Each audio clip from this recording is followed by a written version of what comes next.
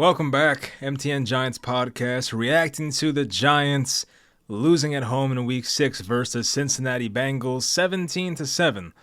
A real wasted opportunity. The defense held up so well for 3.5 quarters, held them to 10 points for most of this game. And this was a Bengals offense that, as I said in the preview video, was averaging like 33 points over their past 3 games. So they were amazing. The Giants defense did as much as you can expect in this game. The problem was the other side of the ball. The offense was terrible. They really couldn't get over midfield very often, and when they did, it resulted mostly in missed field goals by Greg Joseph. So we'll talk about it.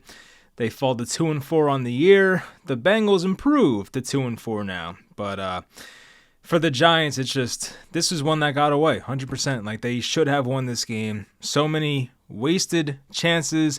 You think about that late fumble by Chase Brown where Pinnock has it go through his hands. It was right there.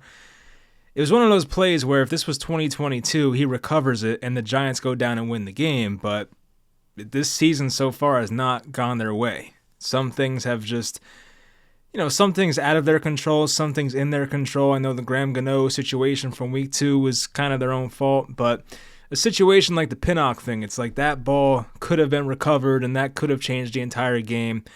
And of course, like a play or two later, Chase Brown puts the finishing touches on this game and makes it 17-7, which was the final score. So the Giants don't cover. Offense looks terrible. At least the Giants had a great defensive outing, so we'll talk about it. But hope you guys enjoy. Leave a like, subscribe, and let's get into it. So we'll overview the Giants offense first. Plenty of missed opportunities, and I thought Brian Dable pushed the right buttons in a lot of spots. Pause, that does not sound right, but meaning he went for it in a lot of situations where I think he made the right choice. I mean, he can't help that Greg Joseph can't make a field goal inside 50 yards. Like, that's on him. That's on Greg Joseph, but there was also plays missed by Daniel Jones. You think about one of those 4th downs where they had 3 receivers to the left. 2 of the receivers were open, and Jones throws it to the one guy that was not open, and Mike Hilton broke up that pass to Wan'Dale Robinson. And overall, I do want to see the team stats for offensive yards. I feel like the Giants offense, they were getting yards. It felt like every drive was constantly getting to the 40, 50-yard line. But everything just stalled. There was a penalty or just something stupid. You had the horrible Daniel Jones interception where old friend and former teammate B.J. Hill got in his face. And, that's a play where he was trying to throw it out of the back of the end zone. But you have to know if you have enough time or not. If you don't, you have to try and stiff arm him and throw it out of bounds to the right or just take the sack. It's like you can't have that. Like, that is the worst possible outcome. So anyway, for total yards in this game, the Giants did run 74 plays compared to their 52. The Giants only had 5 more offensive yards, 4.2 yards per play compared to their 5.8 yards per play. And on 4th down, I want to see their conversion rate. So on 4th down, they were 3 for 5. On 3rd down, they were 5 for 15. So it's like they weren't horrible in those situations, but as I said, like that Daniel Jones interception was a momentum killer. That's a drive where you would love to score there. You had the one drive that did result in a touchdown, which led to the Tyrone Tracy 1-yard touchdown. But then you had the Greg Joseph misses. You had some 4th downs that didn't work. I have the notes written down on my phone. We'll get to it. I kind of just want to go over everything in like kind of a broad sense here. But Daniel Jones, once again, just a primetime stinker. I mean, that's just what he does, unfortunately. 22 of 41, 205 yards, no touchdowns, 1 interception, 2 sacks. 2 sacks is not bad, but I mean, just missed throws everywhere. He ran the ball pretty well, some design runs, some he would take off on his own. He had 11 carries for 56 yards, so that's pretty good from your quarterback. But Jones passing the ball, and especially deep, it's a problem. I feel like, I don't know if it was him or Jalen Hyatt, but there was a play or two where Hyatt looked like he could have caught the ball deep, but for some reason didn't go after it, or kind of like alligator armed it and just didn't extend his arms. I don't know why. I'm just, the whole Jalen Hyatt experience is starting to get really annoying. I hope he fixes his issues soon and gets on track, because the Giants could really use a player like him. I know it's not all his fault, but at the same time, like, you have to make plays. Like, you were drafted to do that.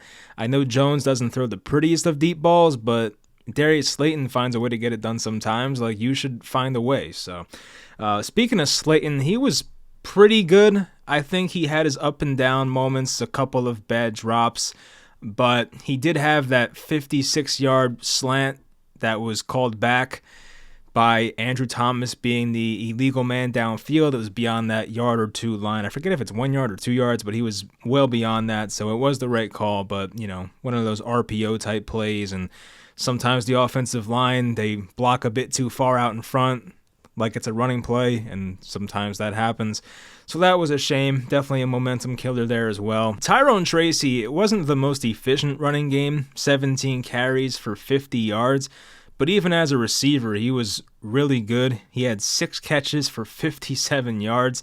Actually led the Giants in receiving. He was tied with Slayton. He had the same exact line, actually. 6 catches for 57 yards. Wan'Dale Robinson, a quiet game. 5 catches for 50 yards. Had 11 targets. Theo Johnson, 3 for 30.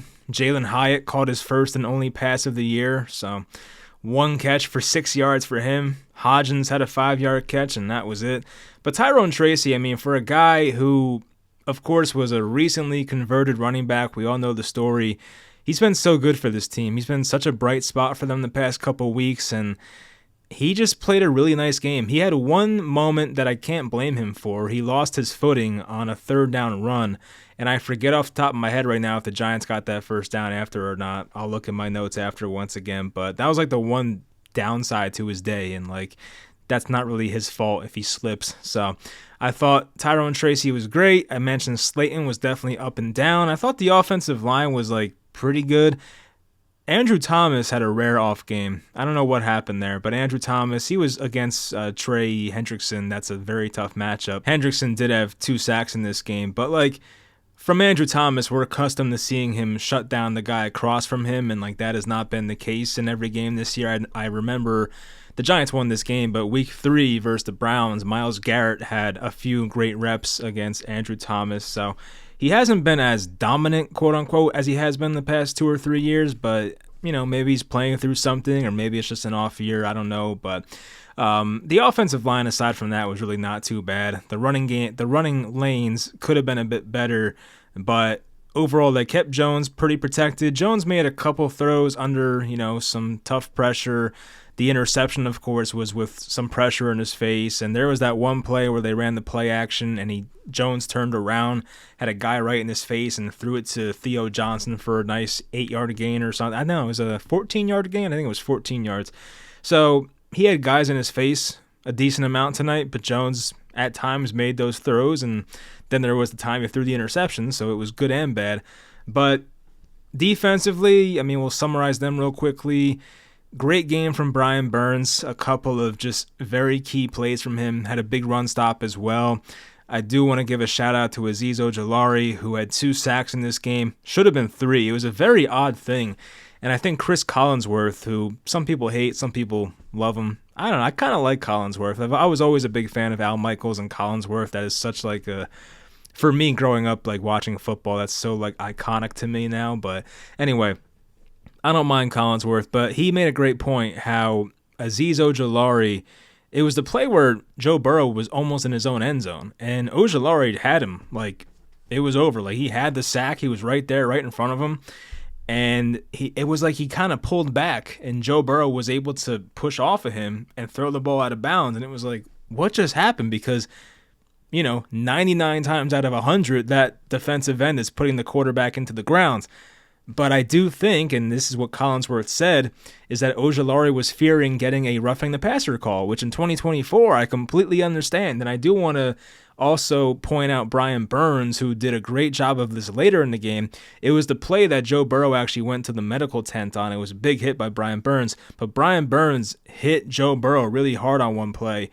And instead of putting his weight on him, which would have most likely been a roughing the passer call, Brian Burns somehow was able to hit Joe Burrow, put him in the ground, and show the ref that, hey, I'm not putting my weight on this guy, so he didn't get the flag. So, like, that was, you know, a really well-disciplined play by Brian Burns, but Azeez Ojulari kind of overdid it and didn't get the sack at all, so that was disappointing. It should have been a 3-sack night for Azeez Ojulari, but a massive night stepping in for Kayvon Thibodeaux. Honestly, he did better than we could have expected Kayvon to do, so his presence was not missed as much in this first game. If Azeez goes on to do nothing the next month, then yeah, we'll miss Kayvon, but for tonight at least, it was not that big of a loss.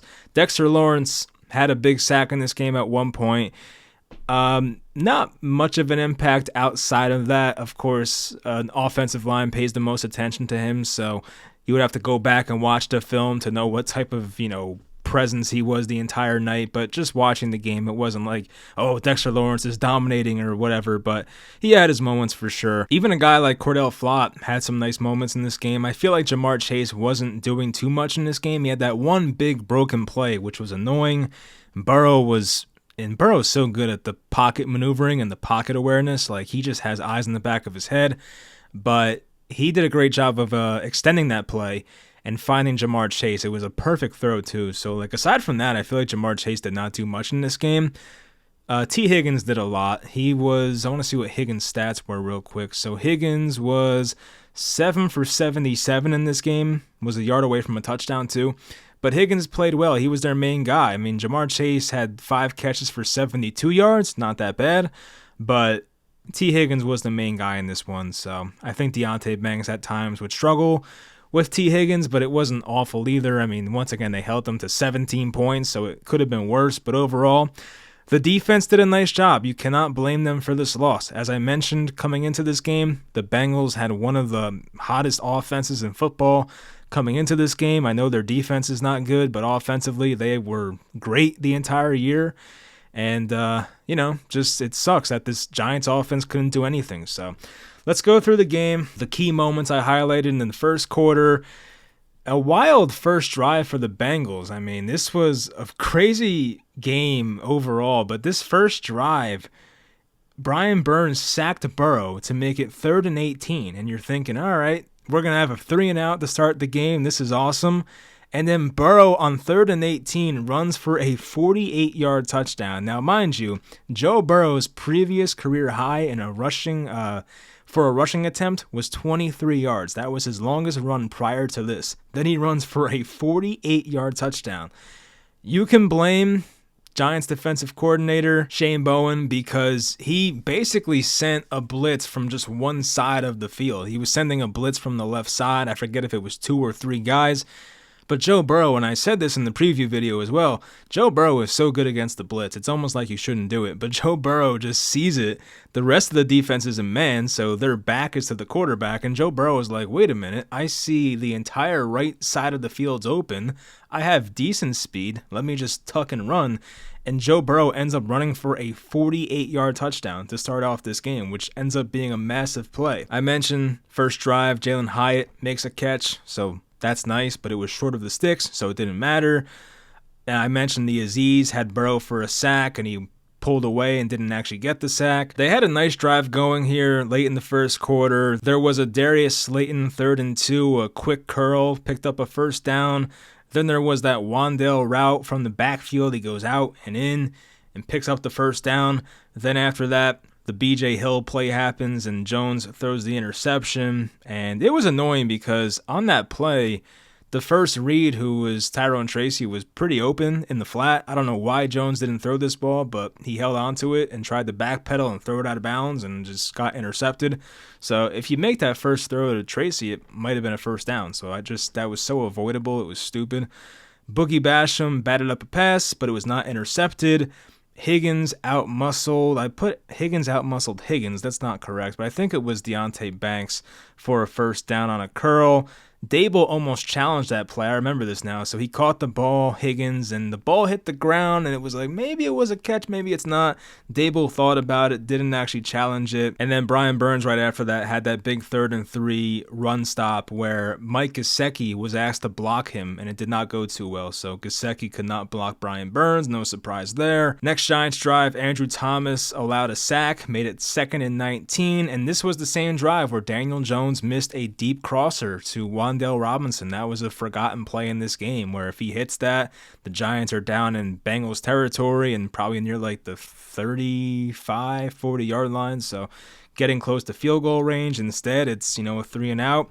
Now, on that play, B.J. Hill got in his face, so I can't say it was completely on Jones 100%, but still a throw you have to make as a starting NFL quarterback that makes a lot of money. Burrow had that intentional grounding call, made it 2nd and 24, which pretty much ended that drive for them. Next drive for the Giants, Darius Slayton had that double move, and Jones overthrew him down the right sideline. Here we go. Jordan Ronan tweets, Andrew Thomas says he will get an MRI on his foot Monday. He was fighting, quote-unquote, at the end. So, yeah, that's kind of what I speculated before. Like, he might be playing through something, and there you go. So, if Andrew Thomas is out for a while, that would suck.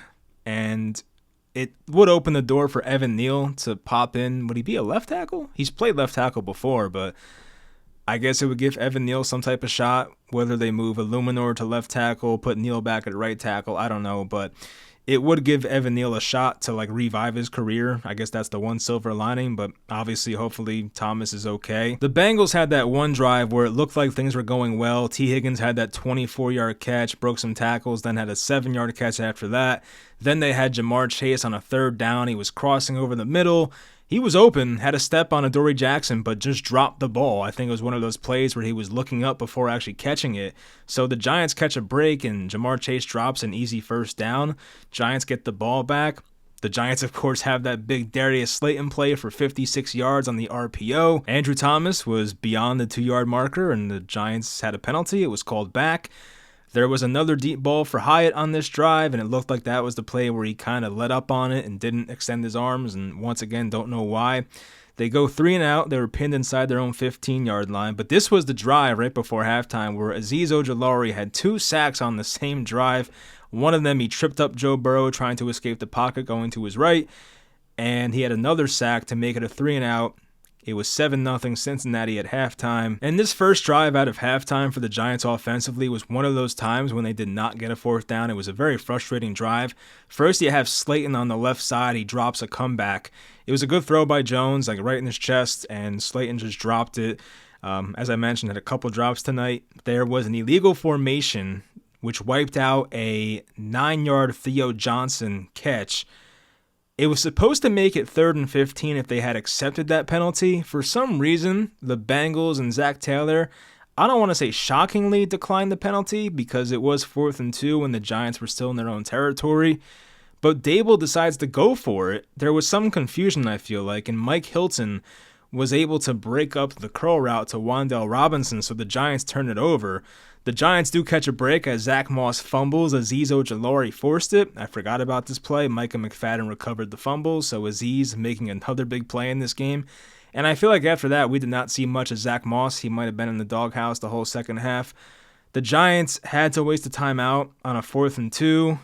Maybe Dable's headset was not working. I saw they put the camera on Dable, and he was playing with his headset thing, and there was a lot of confusion, and he was mad, so maybe the whole communication wasn't working. Tracy had a swing pass to get a 1st down. They decide to go on 4th down again, 4th and 1. Tracy picks up that run going to his left. Tracy picks up another 1st down off the right tackle. This was the drive with the pass interference in the end zone. It was the right call. And Tracy has the 1-yard touchdown, his first NFL touchdown. So congrats to Tyrone Tracy. And first play after that, and it felt like every time the Giants were getting momentum, the Bengals would just do something crazy. And this was a case right here where Burrow extends this play, felt like he was bouncing around to every point in the pocket. And he finally just finds Jamar Chase, who had had leverage to go deep, and I don't know if he pushed off his guy or not, but Jamar Chase had a nice 33-yard catch down the left sideline. Higgins had that curl that got him down to the 1-yard line. Then Chase Brown had a touchdown. It was called back due to holding. Then Dexter Lawrence on the 3rd down sacks Joe Burrow. And instead of a 14-7 game, thanks to that holding call, it was now a 10-7 game. McPherson knocked in a 37-yard field goal. Next drive, the Giants had a 4th and 1. They went for it again. Jones got the 1st down on a QB sneak. 3rd and 5, where B.J. Hill gets hit in the face. Ball pops backwards and falls incomplete. Greg Joseph, of course, missed a 47-yard field goal. It was not on the holder. Hack, the punter now, he held it well, and it's just a bad kick, so not a great game from Greg Joseph here. Bengals drive after the missed field goal. T. Higgins picked up 14 yards over the middle. It was a good play by Burrow. I remember this. He was staring down Jamar Chase, decided to wait because he had time, and he found T. Higgins with his second read over the middle. Drew Phillips had a great tackle on Chase Brown in the flat, and it made it 3rd and 10. Then there was the 3rd and 10 play where Brian Burns just lit up Joe Burrow. Pass fell incomplete, and as I mentioned before, Burns did a great job of not putting weight on Joe Burrow, not getting a dumb penalty, so great job there. And this next drive for the Giants was massive. This was kind of the game right here, so late in the 4th quarter, Slayton had the back-to-back catches. One was a comeback, one was a slant. They went deep for Hyatt once again, fell incomplete. On 3rd and 3, there was the 12-yard run by Tyrone Tracy. Tracy slips on that one run. That's what I mentioned before. The one downside to Tracy's game was this, when he tripped and it made it a 4th and 3. It would have been a 53-yard field goal, and Brian Dable, in my opinion, did the right thing, decides to go for it. At this point, they're down 10-7, so they could have went for the 53-yard field goal to tie the game, but once again, it's 53 yards. You have a kicker you don't trust, a new holder. I would have went for it too, so I can't blame him. So on the 4th down play, they were going for Slayton over the middle. Jones was staring him down the entire time, which I was not a fan of. And another thing I was not a fan of was you can see the ref on the left side, or on like the top of the TV screen, I guess. And it looked like he was reaching for his flag because there was contact on that play to Slayton, but he just decides not to throw the flag. Like, he was reaching for it, but doesn't actually throw it. So that was frustrating, but that's a turnover on downs. But once again, like, I'm not mad at Dable for doing that. I would have done the same thing. What I am mad at is the referee for not throwing the flag when pretty much reaching for it. And I'm also mad at Daniel Jones. Like, can you not stare down one guy the entire play and let everybody in the secondary know where you want to go with the ball? So that's not good as well. Brian Burns on the final defensive drive, he had a nice 2-yard loss for a run stop on Chase Brown. Then, of course, and this, as I said in my tweet before, if you follow me on Twitter, you saw this guy makes one big play every game, and it's always in like the biggest opportunity. Andre Yoshivas made a 29-yard catch on 3rd and 12 with 2 minutes and 12 seconds to go. A massive play. 2 plays later, you have the Chase Brown, the next play, Chase Brown fumbled, and Micah McFadden popped it out, and Jason Pinnock had a chance to get it. The ball goes through his hands, of course, rolls out of bounds, and then next play, Chase Brown runs for a 30-yard touchdown, makes it 17-7, and that's all she wrote. Like, that was pretty much the game. They tried to go for a Greg Joseph field goal with 55 seconds to go to make it a one-possession game, try to recover an onside kick and get a Hail Mary. It was, once again, good coaching, good decisions there. But Brian Dable can't make field goals for Greg Joseph. He missed once again, so that sucked. B.J. Hill on the day had 4 pressures and 2 passes batted down. So B.J. Hill just destroying his former team, and once again, just a amazing Dave Gettleman move to trade B.J. Hill, who's a pretty good interior defensive lineman, for Billy Price, who is already out of the NFL. So shout out Dave Gettleman. So yes, that's the game right there. That was a frustrating one. The Giants had a real chance to win it, it felt like. If some of these plays had been converted, if just 1 or 2 of those Hyatt deep balls were converted, if the Giants were better on 4th down, which they could have been if they made their damn field goals, like, there was definitely a lot of points just left out there, and it's games like that suck. But the Giants, since Daniel Jones has been the starter, they're 1-14 now in primetime games. Like, this is just something that happens. So next week, the Giants will be hosting the Philadelphia Eagles. I gotta say, the Eagles, I know they won today, but they don't look great. They really don't. Nick Sirianni got a haircut, so there's that, but he's still the same douche, and I feel like there was the clip of him arguing with Eagles fans today, so like their own coach is hated by the fan base, but I don't know. The Eagles right now are 3.5-point favorites. They did get A.J. Brown and Devontae Smith back, and those guys both had long touchdowns. Like, they look good. A.J. Brown had like 3 big catches in that game, so the receiving core scares me. We'll see Saquon, what he does in that revenge game, but yeah, so 1 o'clock game, MetLife next Sunday. We'll see what they do against the Philadelphia Eagles, who they just don't beat very often. They did beat them somewhat recently at home. I think that was 2021. That was the game Tate Crowder had the interception in the end zone, so yeah. But we'll see what happens. But yeah, this was a frustrating one. Had a real chance to get back to 3-3. Now fall to 2-4. The Bengals do save their season. I want to see what they have coming up. They have the Browns next week, the Eagles after that, the Raiders. So, next 2 out of 3 are very winnable. Even the Eagles are pretty winnable. So you might see the Bengals go on a bit of a run. It would not shock me if they got back to 5-4. Then they play the Ravens, and that's a massive game for them. So yeah, they saved their season for sure. For now, at least. And for the Giants, it's disappointing. And, you saw the way Drake May looked at times today, and you saw Jaden Daniels once again, and it's like, damn it, like I really wanted one of those guys. And it also sucked that Neighbors didn't play. Like, I feel like if Neighbors played this game, the Giants, I don't want to say he would have made up 10 points, but like, I would have thought the Giants had a really good chance if Neighbors played, but I don't know. If you had told me before the game the Bengals were only scoring 17 points, I would have felt good about the Giants' chances to win this game. Like, that's why it's funny to try and predict NFL games or anything related to sports, because it's so unpredictable. Sometimes you get shit right. Like I was giving myself a pat on the back for predicting the Cowboys-Steelers game very accurately with the exact score and everything, but in this game I was expecting the Bengals to like win 33-30 or something. Like, I did not expect the 17-7 type of a game, especially for how well the Bengals have played offensively. Like, that was a surprise to me. So yeah, you can't predict sports, and that's baseball, Susan. So yeah, anyway, that'll do it. Just a frustrating one, but hopefully they go out and beat Philadelphia next week. That'd be great. We'll see if they can do that. So hope you guys enjoyed. Leave a like, comment your thoughts about the game, and I'll talk to you guys next time.